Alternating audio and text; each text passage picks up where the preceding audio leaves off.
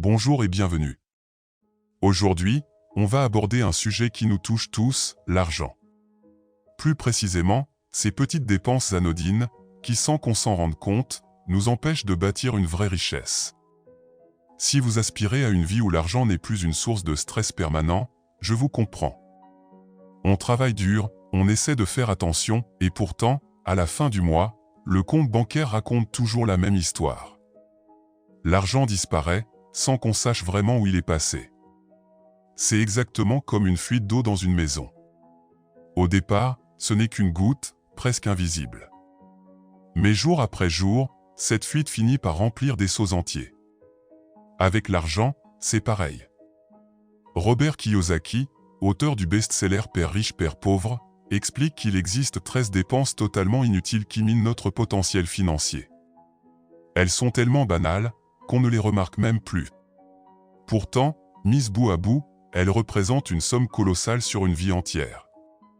Dans cette vidéo, je vais vous dévoiler ces 13 pièges financiers, mais surtout vous montrer comment les éviter. Certains vous surprendront. D'autres vous feront sourire, parce que vous reconnaîtrez sans doute vos propres habitudes. Une chose est sûre, une fois que vous les aurez identifiés, vous ne verrez plus jamais vos dépenses de la même façon. Si vous en avez assez de faire des efforts sans voir votre situation évoluer, si vous voulez enfin comprendre ce qui bloque votre progression financière, alors vous êtes au bon endroit. Commençons par l'essentiel. La première chose à éliminer si vous voulez réellement devenir riche, ce sont les dépenses excessives. Et ce que je vais vous dire est fondamental, la plupart des gens sabotent leur avenir financier sans même s'en rendre compte. Votre principal adversaire, ce sont vos excès. C'est purement mathématique. Dépenser plus que ce que l'on gagne rend toute richesse impossible, point final. Je vois trop souvent des personnes afficher un train de vie impressionnant, dernier smartphone, voiture coûteuse alors qu'elles peinent à régler leurs charges chaque mois. Vouloir donner l'illusion de la réussite avant de l'avoir construite est l'une des erreurs les plus courantes. Vous voulez devenir riche? Alors commencez par cesser de vivre comme si vous l'étiez déjà. Vivre en dessous de ses moyens n'est pas très glamour, c'est vrai. Mais ce qu'il est encore moins, c'est de se retrouver sans sécurité financière plus tard, simplement parce qu'on n'a jamais su dire non à ses envies immédiates. Il ne s'agit pas de se priver de tout ni de vivre dans l'austérité. Mais à chaque achat, posez-vous une question simple, est-ce que cette dépense me rapproche ou m'éloigne de mes objectifs financiers? Si vous êtes incapable d'y répondre clairement, c'est souvent le signe que vos objectifs ne sont pas définis. Et ça, c'est déjà un problème en soi. Il existe deux catégories de personnes, celles qui contrôlent leur argent et celles qui sont contrôlées par lui. Les premières construisent leur richesse avec patience et méthode. Les secondes passent leur vie à courir après leur prochain salaire, enfermées dans un cycle de dette et de stress permanent. La discipline financière fonctionne comme un muscle. Plus vous l'entraînez, plus elle devient forte et plus votre liberté grandit. Plus vous l'entraînez, plus cette discipline se renforce. Commencez par observer chaque dépense, même la plus anodine. Les cafés pris machinalement, les abonnements oubliés, les achats faits sur un coup de tête. Pris séparément, ils paraissent insignifiants. Additionnés, ils vous maintiennent dans une stagnation financière permanente. La réalité est simple, la richesse n'a rien à voir avec la chance ou un talent particulier. Elle se construit à travers des choix répétés, jour après jour. Chaque euro dépensé aujourd'hui est un euro qui ne pourra pas travailler pour vous demain. Investi intelligemment, il pourrait pourtant valoir bien plus dans quelques années. Il est temps d'arrêter les excuses et l'auto-illusion. Dépenser comme si l'on gagnait des millions, alors que l'on vit d'un salaire classique mène toujours au même résultat, la précarité. La situation est claire. Vous pouvez continuer à subir votre réalité financière ou commencer à reprendre le contrôle par des décisions réfléchies. Le choix vous appartient. Mais assumer ce choix devient essentiel. La deuxième dépense à éradiquer, si vous voulez réellement bâtir votre richesse, ce sont les achats impulsifs. Ces décisions prises sous le coup de l'émotion, devant une vitrine ou en quelques clics, quand la raison s'efface et que la carte bancaire décide à votre place. Les justifications sont toujours les mêmes, une promotion, une opportunité unique, une récompense bien méritée. Pourtant, une dépense qui ne sert pas vos objectifs financiers reste une mauvaise décision, quelle que soit l'excuse qui l'accompagne. Soyons honnêtes, les achats impulsifs révèlent un manque de maturité financière. Ce n'est pas agréable à entendre, mais c'est la vérité. À chaque impulsion satisfaite, vous faites passer le plaisir immédiat avant votre liberté future. Faisons un calcul simple. Prenez le total de vos achats impulsifs du mois dernier et projetez-le avec un rendement moyen de 8% par an sur 20 ans. Le résultat est souvent brutal. Cet objet peu utilisé aurait pu devenir une somme conséquente avec le temps. Les personnes réellement aisées ne bâtissent pas leur fortune sur des plaisirs instantanés. Elles la construisent sur la discipline, la patience et le contrôle de soi. Chaque euro dépensé sous l'impulsion est un euro qui ne travaillera jamais pour vous. Voici une règle simple, la prochaine fois qu'une envie surgit, attendez 48 heures. Si après ce délai, l'achat vous semble toujours pertinent et aligné avec vos objectifs, alors décidez en conscience. Dans la majorité des cas, l'envie aura disparu.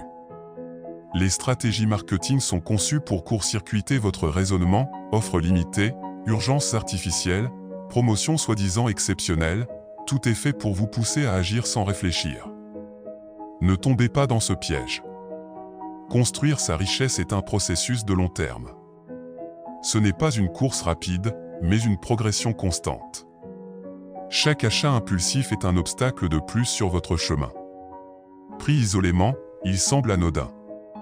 Répétez, il finit par vous ralentir durablement. Alors, à chaque tentation, posez-vous une question essentielle, voulez-vous diriger votre argent, ou le laisser vous diriger? Chaque décision compte. Soit vous subissez vos impulsions, soit vous bâtissez votre avenir financier, un choix conscient à la fois. La troisième catégorie de dépenses à éliminer si vous voulez réellement devenir riche, concerne les dettes non productives. Parlons-en, car elles représentent l'un des freins les plus destructeurs à toute construction de patrimoine. Vous savez ce qui m'amuse vraiment? Voir des gens s'endetter pour une voiture neuve, puis se demander pourquoi ils n'arrivent jamais à épargner. Soyons clairs, une voiture flambant neuve perd environ 20% de sa valeur, dès qu'elle quitte le garage. En quelques minutes, vous venez de brûler une somme que certains mettent des mois à gagner. Et le plus absurde dans l'histoire, c'est que vous allez ensuite payer des intérêts pendant des années pour un objet qui ne fait que perdre de la valeur. Oui, mais j'ai eu un bon taux. Un bon taux sur une mauvaise dette reste une mauvaise dette. Peu importe l'emballage. Il est essentiel de comprendre une chose, toutes les dettes ne se valent pas. Une dette productive sert à acquérir quelque chose qui génère des revenus ou augmente votre valeur sur le marché. Un bien locatif, une formation qui fait réellement progresser votre carrière, voilà des exemples cohérents. Une voiture qui se déprécie jour après jour, en revanche, ne fait que creuser votre trou financier. Les personnes réellement riches restent riches parce qu'elles font cette distinction. Pendant que certains s'enthousiasment pour leur nouvelle berline, d'autres investissent dans des actifs qui produisent du revenu. Pendant que les uns paient des intérêts, les autres les encaissent. Bien sûr, une voiture peut être nécessaire pour travailler. Mais faut-il vraiment un modèle neuf à 30 ou 40 000 euros pour se rendre au même endroit? Une voiture fiable d'occasion à 10 000 euros fera exactement le même travail, et la différence peut devenir un levier d'enrichissement au lieu d'un boulet. Faites un exercice simple, listez toutes vos dettes. Pour chacune, posez-vous une seule question, est-ce qu'elle me rapporte de l'argent ou est-ce qu'elle m'en coûte? Si elle ne fait que vous appauvrir, vous avez identifié un problème clair. Contracter une dette non productive, c'est comme jeter de l'argent par la fenêtre. Les personnes intelligentes financièrement n'achètent pas des biens qui perdent de la valeur, avec de l'argent qu'elles n'ont pas encore gagné. Il est temps d'arrêter de justifier l'injustifiable et de commencer à utiliser l'endettement comme un outil de création de richesse, pas comme une pelle pour creuser sa propre tombe financière. C'est brutal, oui. Mais parfois, la vérité doit secouer pour provoquer un réveil. Passons maintenant à la dépense inutile numéro 4, l'obsession des marques de luxe. Parlons de ces personnes qui se ruinent pour impressionner des gens qu'elles n'apprécient même pas. La scène est presque comique, un sac à plusieurs milliers d'euros, mais plus assez d'argent pour faire le plein. Vous pensez vraiment que les vrais riches sont obsédés par les logos? Warren Buffett vit dans la même maison depuis des décennies et conduit une voiture tout à fait banale. Pendant ce temps, certains exhibent des sneakers en édition limitée, tout en mangeant des pâtes le reste du mois. Et non, une chemise à 500 € ne dure pas 10 fois plus longtemps qu'une chemise correcte à 50 €. Vous payez surtout le marketing, la publicité et l'illusion du statut. Un conseil simple, la prochaine fois que vous êtes tenté par un achat de luxe, investissez cette somme à la place. Dans 10 ans, vous pourrez en acheter autant que vous voulez, et surtout, vous aurez compris que ce n'était pas si important. Le vrai luxe, c'est la tranquillité d'esprit, la liberté financière, la capacité de dormir sans stress. Ça, c'est la vraie élégance. Dépense inutile numéro 5, les produits bon marché de mauvaise qualité. Beaucoup se vantent de faire de bonnes affaires alors qu'ils rachètent le même objet encore et encore. Être radin n'a jamais été synonyme d'intelligence financière. Acheter bas de gamme, c'est souvent payer plusieurs fois. Regarder uniquement le prix d'aujourd'hui, sans penser au coût sur la durée, c'est perdre de l'argent lentement mais sûrement. La bonne approche consiste à raisonner en coût par utilisation. Un objet plus cher mais durable revient souvent bien moins cher qu'un produit bas de gamme remplacé régulièrement. Il ne s'agit pas d'acheter cher pour acheter cher. Il s'agit d'acheter intelligemment. Investissez dans la qualité pour ce que vous utilisez souvent. Pour le reste, soyez stratégique, pas naïf. Enfin, dépense inutile numéro 6, la surconsommation technologique. Faire la queue pendant des heures pour le dernier gadget n'a rien d'un besoin. C'est exactement ce que l'industrie attend, des consommateurs qui confondent nouveauté et nécessité. La technologie doit servir votre vie, pas vider votre compte bancaire. Chaque euro mal dépensé raconte une histoire.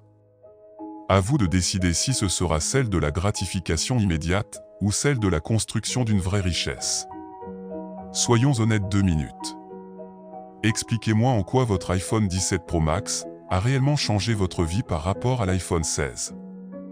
À part prendre des photos encore plus nettes, de plats que vous payez à crédit, qu'est-ce que ça a amélioré concrètement? Ce qui me fait vraiment sourire, c'est de voir des gens s'endetter pour le dernier MacBook Pro surpuissant, avec la puce Apple M5 Pro pour faire défiler Facebook, Insta et regarder Netflix. C'est comme acheter une Bugatti pour aller chercher le pain au coin de la rue. La vérité, c'est que la majorité des utilisateurs n'exploitent même pas un quart des capacités de leurs appareils. Mais il faut afficher qu'on est à la pointe, n'est-ce pas? Pendant que certains jouent aux early adopters, ceux qui comprennent vraiment l'argent utilisent des appareils parfaitement fonctionnels pour créer de vrais revenus. Et si on testait une idée radicale, garder son téléphone jusqu'à ce qu'il soit réellement obsolète? Oui, ça paraît presque choquant aujourd'hui. L'argent économisé, investissez-le.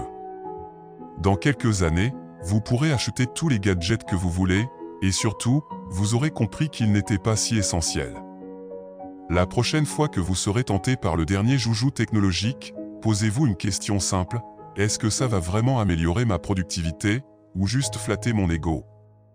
Si votre appareil actuel fait encore le job, gardez-le. La seule mise à jour vraiment indispensable, c'est celle de votre mentalité financière. Dépense inutile numéro 7, les jeux d'argent. Ou, comme j'aime les appeler, l'impôt volontaire sur l'illusion. Vous pensez vraiment devenir riche en grattant des tickets à 5 €? Soyons sérieux. Oui, mais un tel a gagné au casino. Et combien a-t-il perdu avant d'y arriver? Les gens adorent parler de leurs gains, mais oublient étrangement de parler de leurs pertes. C'est fascinant.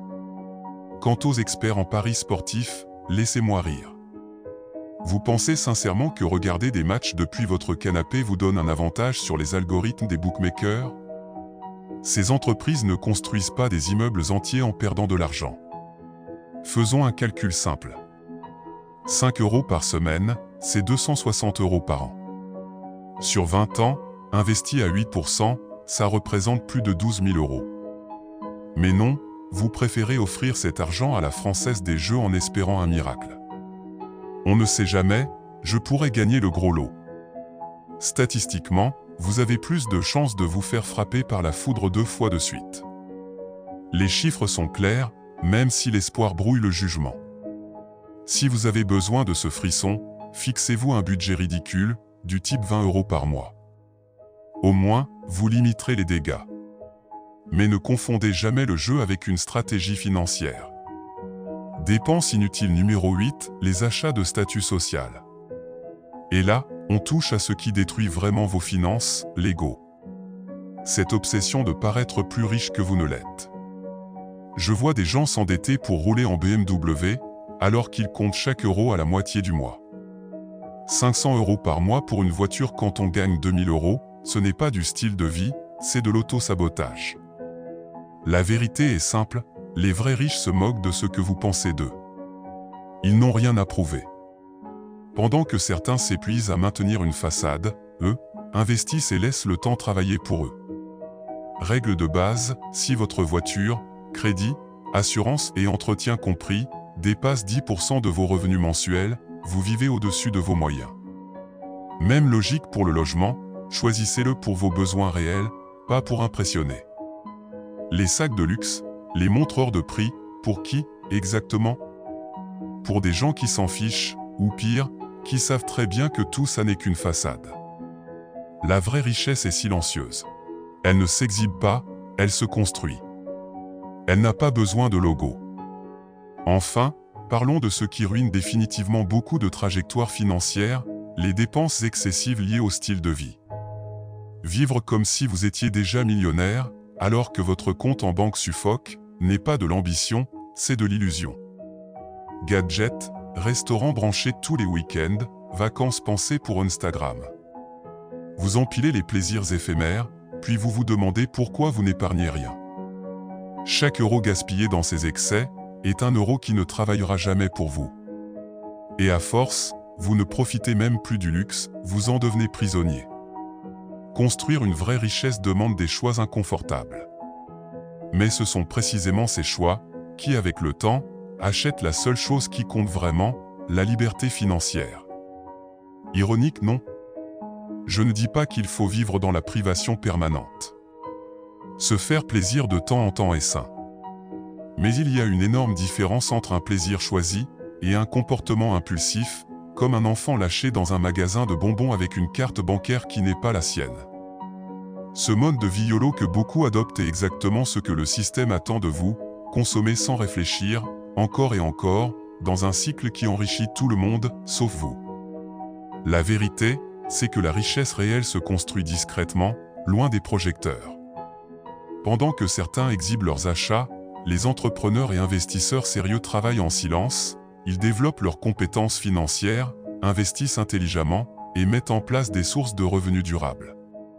Avant chaque dépense, posez-vous des questions simples mais puissantes. Est-ce que cette dépense aura encore de la valeur dans 5 ans? Est-ce que je l'achète par envie réelle ou pour impressionner? Cet argent pourrait-il servir un objectif plus important? La discipline financière fonctionne comme un muscle. Au début, elle est inconfortable. Mais c'est le seul moyen de devenir plus fort. Commencez par analyser vos dépenses liées au style de vie. Vous serez souvent surpris de voir à quel point les futilités s'accumulent. Et n'oubliez pas, ceux qui vous critiquent parce que vous réduisez votre train de vie, sont bien souvent ceux qui croulent sous les dettes. Ne les écoutez pas. Dans 10 ans, pendant qu'ils rembourseront encore des crédits inutiles, vous récolterez les bénéfices de vos choix. La vraie liberté, ce n'est pas de pouvoir tout acheter. C'est de ne plus ressentir le besoin d'acheter pour exister. Passons maintenant à la 10e chose à éliminer si vous voulez vraiment devenir riche, les mauvaises habitudes de consommation. Parlons de ces habitudes sournoises, que vous appelez petits plaisirs, mais qui sont en réalité des fuites permanentes de votre argent. Faisons un calcul simple. Cigarettes, sorties régulières, livraison de repas faute d'organisation. Très vite, on atteint plusieurs centaines d'euros par mois, parfois plus de 1000 €, qui disparaissent sans rien construire. Vous appelez ça profiter de la vie. En réalité, vous payez pour abîmer à la fois votre santé et votre avenir financier. C'est une double sanction. Ces habitudes ne sont pas de vrais plaisirs, ce sont des béquilles émotionnelles. On fume pour évacuer le stress, on boit pour créer du lien, on commande par manque de temps ou d'énergie. Pourtant, il existe des alternatives bien plus saines et bien moins coûteuses. La richesse commence par le respect de soi. Comment prétendre gérer des sommes importantes si l'on n'arrive pas à maîtriser ses propres impulsions? Les personnes financièrement solides ont souvent un point commun, elles investissent autant dans leur santé que dans leurs projets. Elles protègent leur énergie, leur clarté mentale et leur discipline. Alors faisons simple. Arrêtez de repousser. Pas demain, pas la semaine prochaine, maintenant. Chaque euro que vous cessez de gaspiller dans ces habitudes devient un euro qui peut travailler pour vous. Votre corps y gagne. Votre compte bancaire aussi. Si vous trouvez cela difficile, rappelez-vous une chose, la discipline est le lien entre ce que vous voulez et ce que vous obtenez. Vous aurez toujours une difficulté à affronter. À vous de choisir, celle de la discipline aujourd'hui ou celle des regrets demain. La 11e dépense à éliminer concerne le logement excessif. C'est souvent le poste qui étouffe le plus les finances. Un appartement trop grand, trop cher, choisi pour l'image plutôt que pour la réalité, et qui vous oblige à travailler jusqu'à la fin du mois, uniquement pour payer le loyer. Beaucoup s'enferment dans une prison confortable, 40, parfois 50% du revenu part dans le logement, parce que le quartier est sympa, ou qu'il y a une terrasse. Mais soyons honnêtes, à quoi sert une terrasse si vous n'avez même pas la liberté financière pour en profiter sereinement? Un logement doit soutenir votre vie, pas l'écraser. Et tant que votre toit vous empêche d'investir, d'épargner et de respirer, il ne s'agit pas d'un confort, mais d'un frein majeur à votre enrichissement. Corrigez-moi si je me trompe.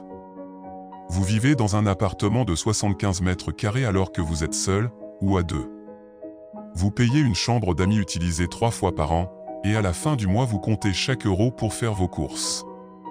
C'est vraiment ça, votre idée de la réussite? Les investisseurs qui construisent une vraie richesse commencent presque toujours dans des logements simples. Pas par manque d'ambition, mais par intelligence. Ils savent qu'un euro économisé sur le loyer est un euro qui peut être investi et produire des revenus, pendant que d'autres admirent leur parquet ou leur vue. Je ne peux pas vivre dans un petit appartement. Vraiment? Vos grands-parents vivaient parfois à plusieurs dans moins de 50 mètres carrés et s'en sortaient très bien. Ici, ce n'est pas une question de besoin, mais d'ego. Règle claire, votre logement ne devrait jamais dépasser 25 à 30% de vos revenus nets, tout compris. Loyer ou crédit, charges, assurance, tout. Au-delà, vous vivez au-dessus de vos moyens. Et les solutions existent, colocation, logement plus petit mais bien pensé, quartier moins prestigieux mais mieux desservi, ou encore devenir propriétaire d'un bien plus modeste plutôt que louer trop grand. Mais que vont penser les gens? La plupart s'en fichent. Et ceux qui jugent sont souvent ceux qui croulent sous les dettes. La richesse se construit quand vous avez de la marge financière. Si votre logement vous étouffe, investir devient impossible, c'est mathématique. Alors posez-vous la vraie question, préférez-vous un grand appartement qui impressionne, ou un patrimoine qui vous rendra libre dans 10 ans? Le choix est le vôtre, mais n'accusez pas le système si vous restez fauché avec une belle vue. Passons maintenant aux dépenses liées aux loisirs et aux divertissements coûteux. Parlons franchement de cette addiction au fun qui vide votre compte. Vous confondez trop souvent bonheur et dopamine instantanée. Vos week-ends parlent pour vous, restaurant branché le vendredi, sortie le samedi, brunch le dimanche, sans oublier concerts, festivals et vacances incontournables. Pris séparément, ça semble anodin. Ensemble, ça représente facilement 800 à 1000 euros par mois. C'est l'équivalent d'un investissement qui pourrait vous rapporter de l'argent, au lieu d'en consommer. Mais vous dites, il faut bien profiter de la vie. Bien sûr. Mais depuis quand, profiter signifie se ruiner? Soyons honnêtes, est-ce que ces soirées hors de prix vous rendent vraiment plus heureux qu'un bon repas entre amis, une discussion profonde ou un moment simple et authentique? Le plus ironique, ce sont souvent les mêmes personnes qui dépensent sans compter en loisirs, et qui expliquent ensuite qu'elles n'ont pas d'argent pour investir. La vérité dérangeante, c'est que les plaisirs les plus riches sont souvent gratuits, ou peu coûteux, une balade en nature, un pique-nique, une soirée jeu, un livre, un moment de calme. Il ne s'agit pas de renoncer au plaisir, mais de distinguer le plaisir réel du plaisir consommé. Fixez un budget loisir raisonnable, autour de 10% de vos revenus, et respectez-le. Quand vous aurez bâti votre sécurité financière, vous pourrez vous offrir tous les loisirs que vous voulez, sans culpabilité, ni stress. Ça, c'est la vraie liberté. Pas ce bonheur à crédit que vous vivez aujourd'hui. À vous de décider, continuez à brûler votre argent pour alimenter des stories ou construire une vie réellement riche. Mais ne venez pas vous plaindre dans 10 ans, si certains plus sobres aujourd'hui sont propriétaires pendant que vous n'avez que des souvenirs flous. Enfin, parlons de la dépense la plus destructrice, les dettes à la consommation. Ce fameux crédit qui vous permet d'acheter maintenant ce que vous n'auriez pas les moyens de vous offrir avant plusieurs années. Belle illusion 1.